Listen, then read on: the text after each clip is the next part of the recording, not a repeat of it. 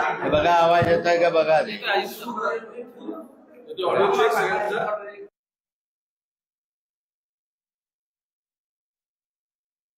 अगदी परवा दिवशी सकाळी एका रेव पार्टीवर छापा घातला आणि एकनाथ खडसेंचे जावई यांना अटक केल्याची बातमी आपल्या सर्वांना माहिती आहे. मुळामध्ये पोलिसांच्या विषयी काही प्रश्न माझ्या मनामध्ये त्या तुमच्या माध्यमातून पोलिसांना मी विचारू इच्छितो.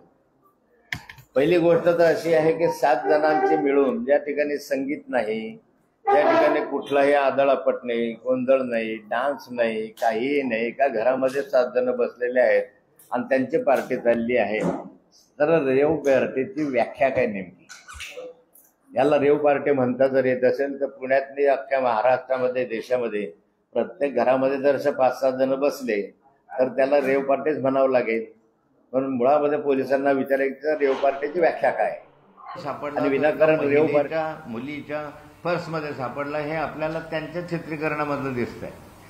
त्यांनी ते चित्रीकरण दाखवलं मीडियाच्या माध्यमातून. त्याच्यामध्ये दिसत आहे की त्या पर्समध्ये ते सापडलेलं आहे आणि तिलाही माहिती नाही असं ते म्हणते पूर्वी जे काही असेल. पण प्रत्यक्ष ज्याच्याकडे पर्समध्ये सापडलेलं आहे तिला पहिल्या क्रमांकाचा आरोपी करायला पाहिजे होतं. यांनी तर काही त्या ठिकाणी यांच्या बाळगलेलं नव्हतं. यांनी या ठिकाणी कोणताही अंमली पदार्थ बाळगलेला नव्हता. बाकीच्यांनी एकाच मुलीच्या याच्यामध्ये होतं. तिला त्या ठिकाणी पहिल्या क्रमांकाचा आरोपी करायला पाहिजे होतं आणि ह्यांना साक्षीदार करायला पाहिजे होतं खरं आहे की नाही.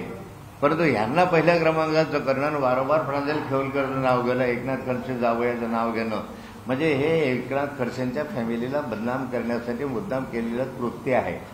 यामध्ये जे काही मिळालेले अंमली पदार्थ आहेत त्याच्यामध्ये पोलीस तुमच्या मीडियाच्या माध्यमातून मला समजलं का किंवा अल्कोहोल सापडलं, दोघांच्या याच्यामध्ये अल्कोहोल सापडून आलं. हा रिपोर्ट बाहेर कसा कळला? जर पोलिसांनी रिपोर्ट दिला असेल, आपल्या ह्याने डॉक्टरांनी रिपोर्ट दिला असेल हवालदिल तर पोलिसांकडे येतो. हा मीडियाकडे कसा आला? आणि मीडियाकडे जर आला अल्कोहोलचा तर मग त्या संदर्भात ड्रग्सचा रिपोर्ट का नाही येत आहे? अजून ड्रग्सचा रिपोर्टही यायला पाहिजे होता. मग ड्रग्सचा रिपोर्ट येत नाही, अल्कोहोलचा रिपोर्ट त्या ठिकाणी येतो. मला संशय घ्यायला जागा आहे की एखाद्या वेळेस ड्रग्सच्या संदर्भामध्ये छेडखानी होण्याचा प्रयत्न केला जात असावा. कारण ससूनचं नाव या संदर्भामध्ये अग्रेसर आहे. अलीकडच्या कालखंडामध्ये पोर्सेकारच्या संदर्भातला आपला अनुभव ताजा आहे. त्या ठिकाणी ब्लडमध्ये सगळं बदलवण्याचा प्रकार घडला. 2 आज अजूनही डॉक्टर्स जेलमध्ये आहे. त्यामुळे पोलीस कदाचित त्याच्यात टेम्पर करण्याचा प्रयत्न करत नाही ना. मग अल्कोहोलचा या संदर्भामध्ये जर अहवाल येतो हा येत नाही. अल्कोहोल दोघांनी घेतलं त्याच्यात नाव येत आहे की प्रांजल खेवलकरांनी यादव असे नावासहित नावं येऊन राहिले मीडियाला. खरं काय आणि खोटं काय ते माहीत नाही.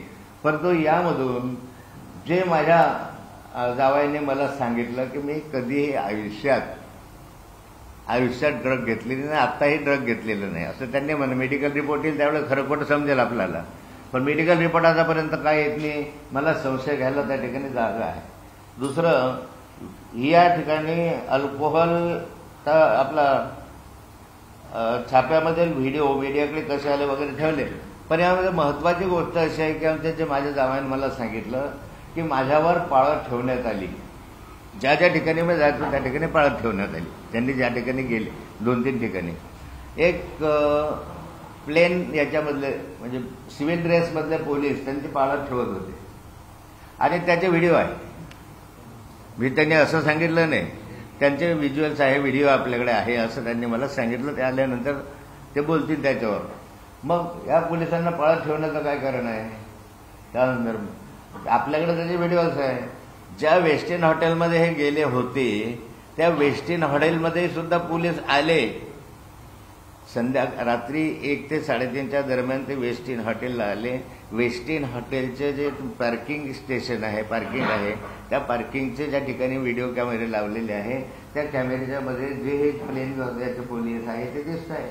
जे पोलीस तिकडे होते तेच पोलीस तिकडे दिसत आहे. एकंदरीत हा प्रकार संशयास्पद.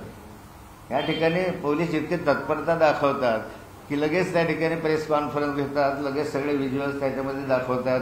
एवढी तत्परता, प्रफुल्ल लोढा जो हनी ट्रॅपमध्ये अडकलेला आहे, जो बलात्कारामध्ये अडकलेला आहे, ज्याने गिरीश महाजनांवर आरोप केलेले आहे, या संदर्भामध्ये पोलीस यंत्रणा किंवा सरकार पुढाकार घेऊन का जनतेला माहिती देत नाही?